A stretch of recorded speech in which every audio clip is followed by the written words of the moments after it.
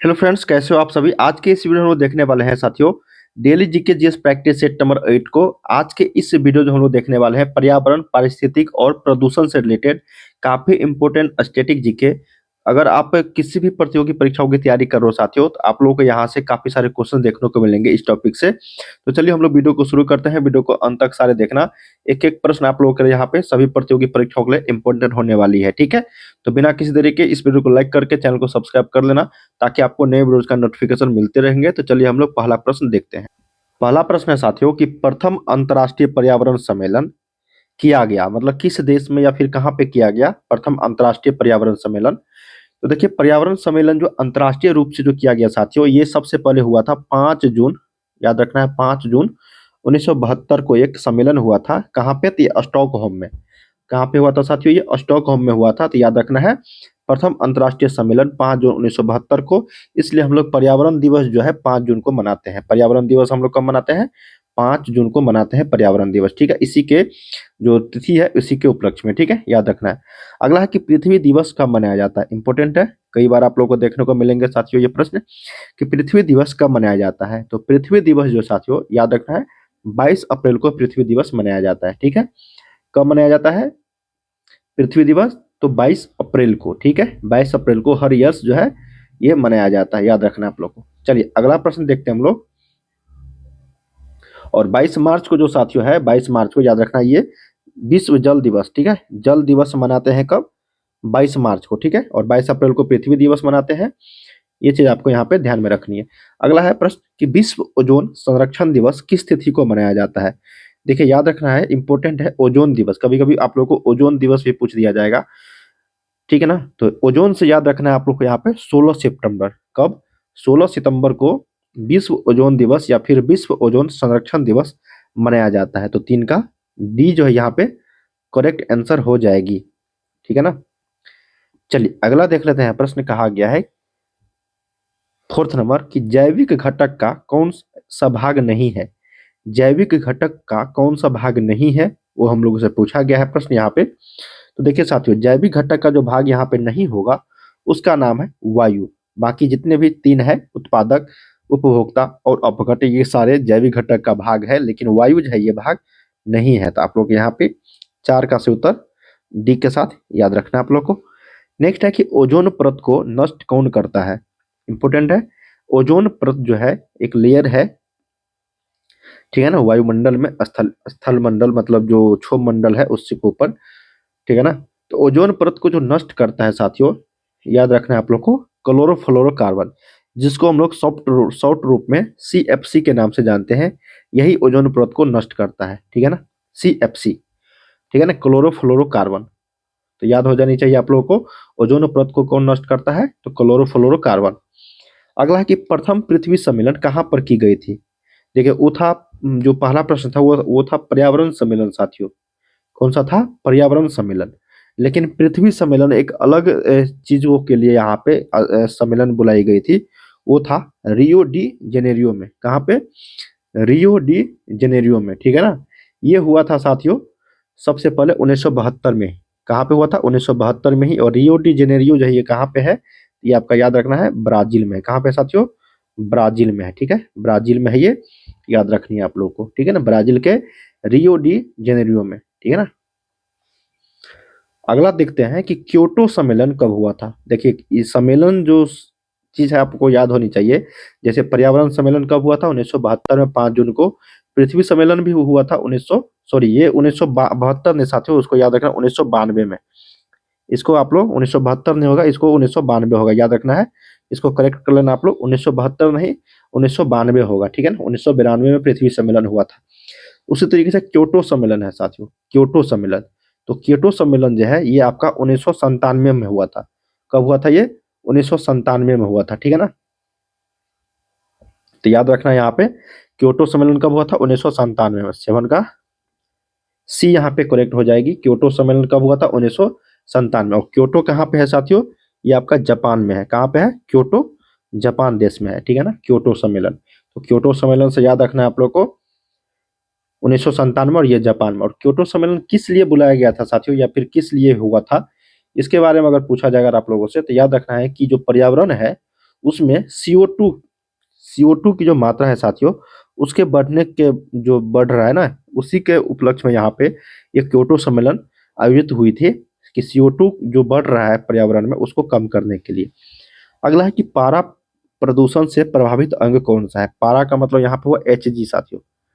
Hg प्रदूषण से जो प्रभावित अंग है मानव शरीर का, वो कौन सा है? तो वो है मस्तिष्क, ठीक है ना, ब्रेन। याद रखना है क्या है? मस्तिष्क। ऑप्शन नंबर 8 का डी यहाँ पे करेक्ट आंसर हो जाएगी। चलिए 9 नंबर हमारे पास प्रश्न है, कहा गया है साथियों यहाँ पे कि राष्ट्रीय जल नीति की घोषणा कब की गई थी? तो देखिए, राष्ट्रीय जल नीति की घोषणा जो की गई थी, ये किया गया था 2002 ईस्वी में। राष्ट्रीय जल नीति की घोषणा कब हुई थी? 2002 ईस्वी में राष्ट्रीय जल नीति की घोषणा हुई थी, याद रखना है। अगला है साथियों कि ओजोन परत के संरक्षण से संबंधित, देखिए मॉन्ट्रियल सम्मेलन, ये इंपॉर्टेंट है। मॉन्ट्रियल सम्मेलन किसके लिए संबंधित है? किससे? तो ये ओजोन से, ठीक है ना, ओजोन परत से संबंधित है। तो ये आपको याद रखनी है, कब हुई थी।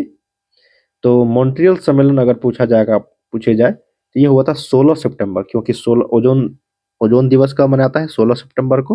तो 16 सितंबर तो हो गया, लेकिन कब? तो 1987 में। तो 16 सितंबर 1987 को मॉन्ट्रियल सम्मेलन जो है ओजोन परत के लिए जो आयोजित की गई थी, ठीक है। तो याद रखना है आप लोगों को, क्या हो जाएगा? मॉन्ट्रियल सम्मेलन कब हुआ था? 16 सितंबर 1987 को, ठीक है। और मॉन्ट्रियल जो है किस शहर में है, ये चीज भी आपको पूछा जाएगा। मॉन्ट्रियल मतलब किस देश में है? ये शहर है, ये आपका कनाडा में हो जाएगा। क्या हो जाएगा? कनाडा देश में है। अगला है कि राष्ट्रीय वन नीति कब लागू किया गया? देखिए, राष्ट्रीय वन नीति जो लागू किया गया था, ये लागू किया गया था साथियों 1900 कितना इसमें? 1985, 86, 88 या फिर 90। तो ये किया गया था 1988 में। कब किया गया था? 1988 में राष्ट्रीय वन नीति लाया गया था भारत सरकार की ओर से, ठीक है। कब? 1988 में।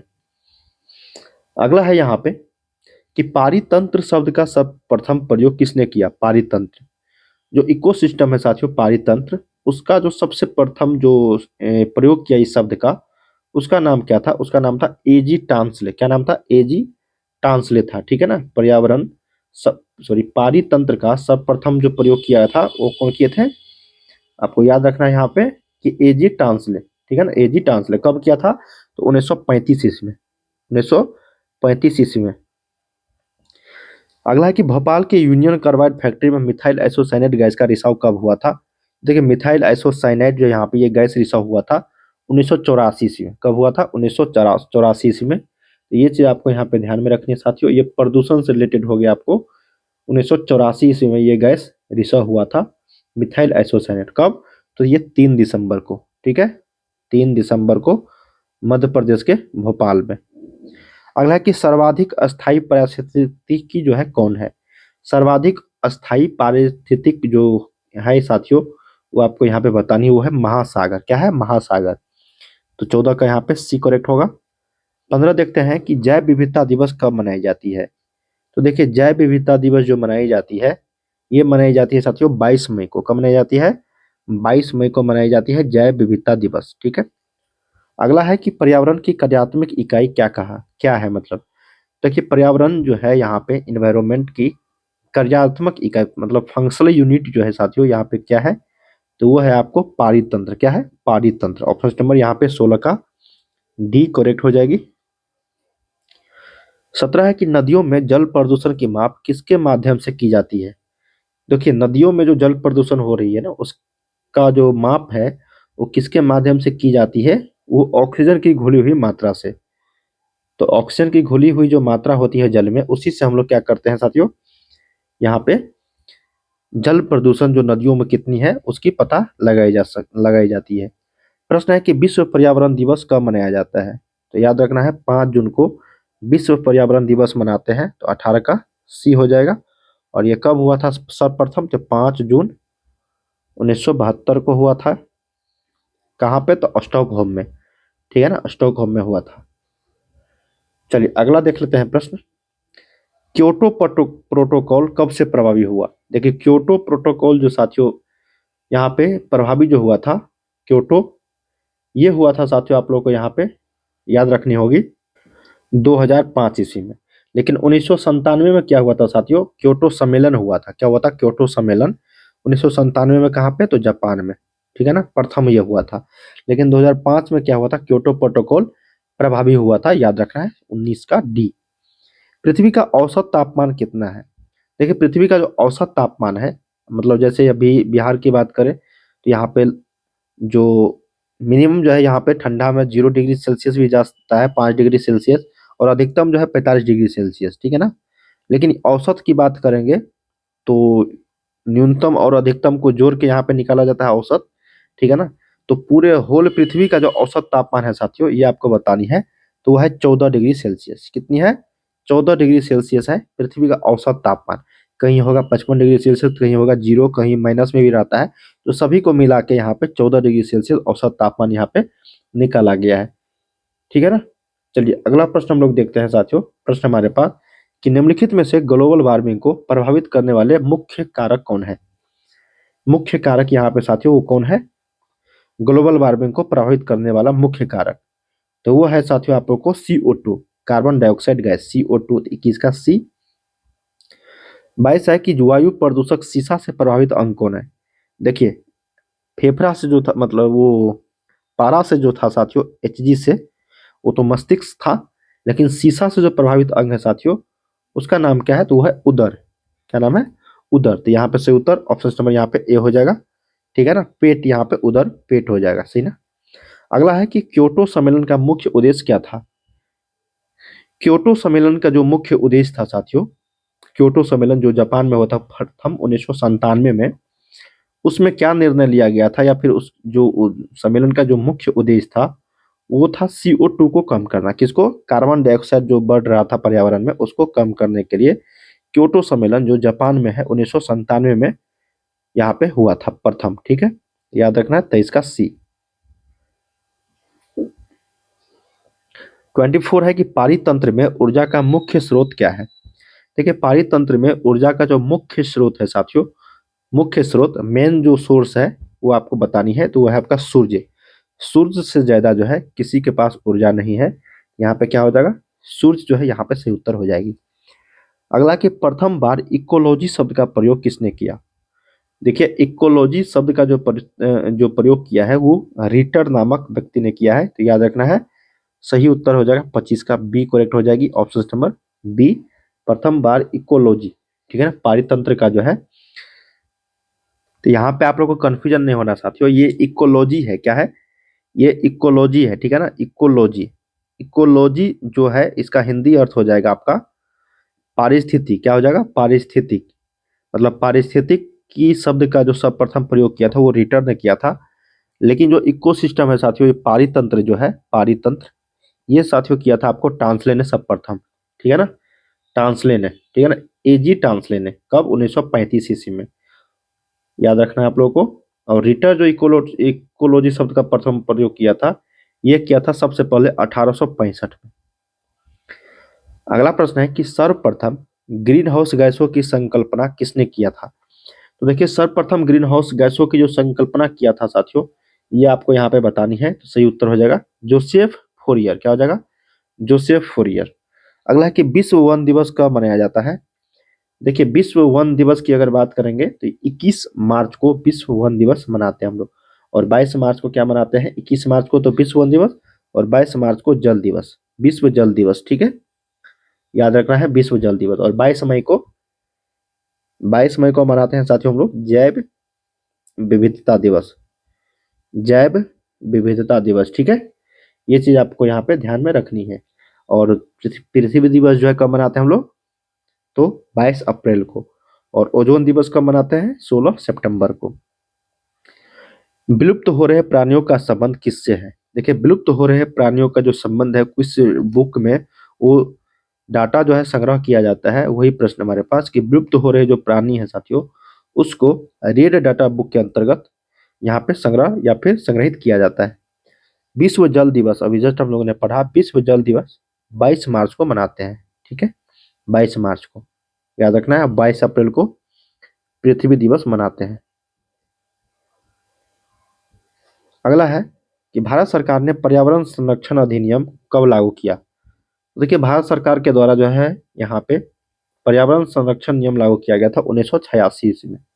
1986 में लागू किया गया। विश्व पर्यावरण संरक्षण दिवस कब मनाया जाता है? देखिए पर्यावरण संरक्षण दिवस जो साथियों ये मनाया जाता है, आपको याद होनी चाहिए, यहाँ पे 26 नवंबर को। ये तो ये साथियों पर्यावरण दिवस जो है ये बिल्कुल अलग है। पर्यावरण दिवस 5 जून को मनाया जाता है, लेकिन पर्यावरण संरक्षण दिवस की अगर बात करें हम लोग तो 26 नवंबर को मनाया जाता है। तो 31 का सही उत्तर एक के साथ चलेंगे हम, राइट आंसर हो जाएगा। ठीक है, चलिए अगला देख लेते हैं। प्रश्न हमारे पास है कि पर्यावरण संरक्षण के लिए कार्य करने वाली जो अंतर्राष्ट्रीय एजेंसी है उसका नाम क्या है? देखिए पर्यावरण संरक्षण के लिए जो काम करने वाली जो है अंतर्राष्ट्रीय एजेंसी है उसका नाम है ग्रीन पीस। क्या नाम है साथियों? Green peas. ठीक है ना। राष्ट्रीय पर्यावरण अनुसंधान केंद्र कहाँ स्थित है? तो राष्ट्रीय पर्यावरण अनुसंधान केंद्र जो है ये नागपुर में स्थित है। कहाँ है नागपुर? ये आपको महाराष्ट्र में। अगला है कि राष्ट्रीय पर्यावरण नीति की घोषणा कब की गई? तो देखिए राष्ट्रीय पर्यावरण नीति की जो घोषणा की गई थी साथियों, ये चीज आपको यहाँ पे ध्यान में रखनी है। तो सही उत्तर हो जाएगा 34 का ऑप्शन नंबर सी, 2004 में। कब लागू किया गया था? 2004 में राष्ट्रीय पर्यावरण वन नीति की घोषणा। नेक्स्ट है कि पारिस्थितिक विज्ञान केंद्र कहाँ स्थित है? देखिए पारिस्थितिक विज्ञान केंद्र जो है ये कहाँ पर स्थित है? तो ये स्थित है आपको बेंगलुरु में। कहाँ पे है? बेंगलुरु में। ये है पारिस्थितिकी विज्ञान केंद्र। उससे पहले था आपको ये पर्यावरण से संबंधित पर्यावरण अनुसंधान केंद्र। अगला है कि संगमरमर से निर्मित ऐतिहासिक इमारतों को सबसे अधिक हानि कौन पहुंचाता है? तो देखिए सबसे अधिक जो हानि पहुंचाता है संगमरमर, जैसे ताजमहल हो गया पूरे संगमरमर से बना है साथियों, तो इसको जो है सबसे जो ज्यादा नुकसान जो पहुंचाता है वो है आपका SO2 सल्फर डाइऑक्साइड। अपघटक के अंतर्गत कौन आते हैं? तो देखिए अपघटक के अंतर्गत जो आने वाले चीज है वो आपका कवक और जीवाणु दोनों हो जाएंगे। ठीक है, ऑप्शन नंबर डी हो जाएगा, ए एवं बी दोनों। अगला प्रश्न हमारे पास है कि ग्रीन हाउस गैस के कारक कौन है, कौन नहीं है? देखिए ग्रीन हाउस जो होता है साथियों, ग्रीन गैस हाउस, कौन ऐसा चीज है जो ग्रीन हाउस गैस नहीं है वो आपको यहाँ पे बतानी है। तो वो आपका हो जाएगा ऑक्सीजन। बाकी सारे ग्रीन हाउस गैस है, लेकिन ऑक्सीजन जो है ये ग्रीन हाउस गैस के कारक नहीं है। अगला है कि विश्व आर्द्र भूमि दिवस कब मनाया जाता है? तो देखिए विश्व आर्द्र भूमि दिवस जो मनाया जाता है वो आपको 2 फरवरी को मनाया जाता है। कब? 2 फरवरी को। अगला है कि ऊर्जा पिरामिड जो सदैव होता है, ऊर्जा पिरामिड वो क्या होता है? तो ऊर्जा पिरामिड जो होता है साथियों वो आपको सीधा होता है। क्या होता है? सीधा। मतलब ऊर्जा जो है हमेशा सीधी जो प्रोसेस में चलती है, सीधी रेखा में चलती है। ठीक है ना। मानव जनित पर्यावरणीय प्रदूषण क्या कहलाता है? तो मानव जनित पर्यावरणीय जो प्रदूषण होता है उसका जो नाम दिया गया है साथियों एंथ्रोपोजेनिक। क्या नाम है? एंथ्रोपोजेनिक। अगला है कि जैव विघटित प्रदूषक क्या है? तो जैव विघटित प्रदूषक जो है ये आपको वाहित जल हो जाए, वाहित मल हो जाएगा। क्या हो जाएगा? वाहित मल। अगला है कि एस्बेस्टस धूल से प्रभावित अंग कौन है? तो देखिए एस्बेस्टस धूल से प्रभावित अंग जो है साथियों ये आपका हो जाएगा फेफड़ा। क्या हो जाएगा? फेफड़ा। ठीक है ना। मस्तिष्क जो है HG से हो जाएगा। ठीक है ना। उदर जो हो जाएगा वो आपको शीशा से, ये पेट, और फेफड़ा जो है वो एस्बेस्टस धूल से होता है। अगला है वायु प्रदूषक CO किसे प्रभावित करता है? देखिए वायु प्रदूषक जो है साथियों ये आपको रक्त को प्रभावित करता है, याद रखना है रक्त। तो हम लोगों ने यहाँ पे 1 से लेकर 44 तक क्वेश्चंस किए हैं जो स्टैटिक जीके था साथियों, और इसी तरीके हम लोग जीके जीएस प्रैक्टिस सेट को पर डे देख रहे हैं। इसी तरीके काफी सारे क्वेश्चंस का प्रैक्टिस सेट आप लोग को यहाँ पे करवाई जा रही है पर डे। तो उम्मीद करते हैं इस वीडियो के माध्यम से काफी सारे क्वेश्चंस का आप लोग को जानकारी मिली होगी। अगर आप भी किसी भी प्रतियोगी परीक्षाओं की तैयारी करें तो पर डे आप लोग इस सीरीज को देखना मत भूलना। काफी सारे क्वेश्चंस का आप लोग को प्रैक्टिस सेट पर डे देखने को मिल जाएंगे। ठीक है, तो आप लोग को सुनते सुनते याद हो जाएगा। तो चलिए मिलते हैं अगले वीडियो में, तब तक आप लोग पढ़ते रहिए। बाय बाय सभी को।